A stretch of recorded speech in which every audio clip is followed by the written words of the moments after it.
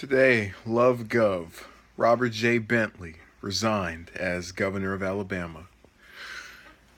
After a year of his affair with, I think the woman's name was Rebecca Mason, being made public and it being proven that he had used state funds to facilitate this affair with the use of jets and other modes of transportation to go see her and or go recover lost items.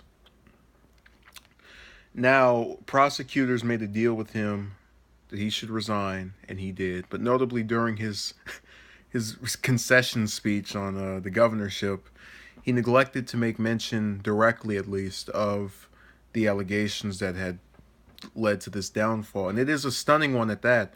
Governor Bentley actually, in his reelection campaign, garnered more votes than any other Republican candidate in modern Alabama history. Man had a long time marriage that ended, I think, last year, and he was reported as being in the governor's mansion by himself. And this is, they haven't said confirm this, but my speculation is, well, he was in there and just alone. Oh, it'll just be one of them lonely nights, and never was able to bring his new woman in there. And one of the notable details of that relationship is that during their exchanges, he allegedly called his wife by her name. We were made privy to an audio tape last year in which he, to paraphrase, made lines along, the lines along the fact of, when I put my hands on you, when I touch on you, I feel your breath. There's no greater satisfaction. He didn't say the greater satisfaction part, but he did make mention of fondling her breast.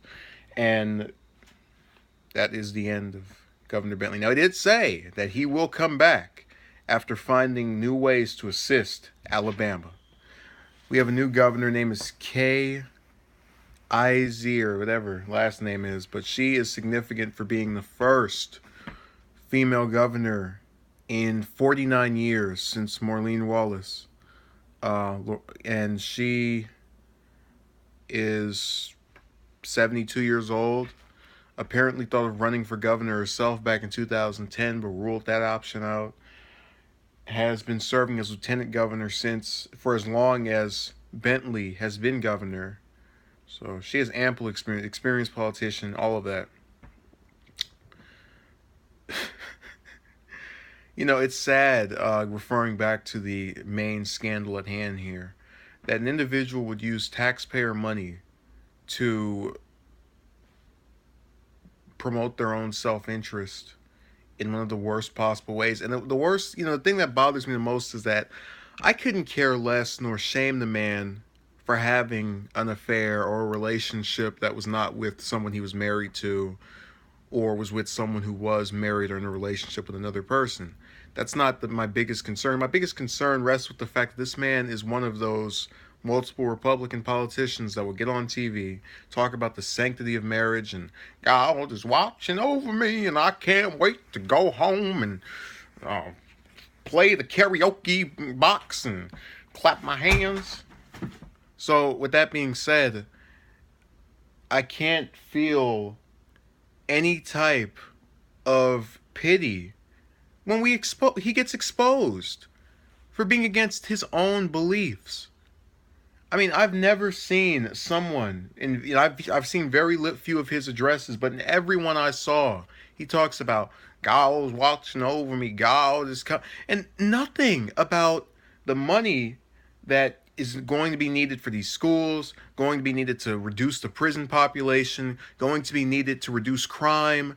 Nothing, just God, God, God. And I wouldn't mind that so much if there was actually some relevance behind it. School shooting. I believe that God is watching over us, and he'll be watching over when we sign this legislation to get this, gun stuff done with. Lowering taxes. I believe God wants everybody to pay for less tax. Things that actually help people out. Not this nonsense where you give a speech while I sit in, the same condition from when you got into when you get out of your second term.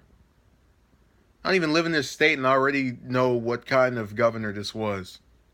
An ineffective uh, man or person, rather, who decided to funnel money, funnel more cash, and pay more attention to an illegitimate relationship that he was having than to the people who were very legitimate in their causes and concerns and whom I'm sure elected him to represent them and make their opportunities grander.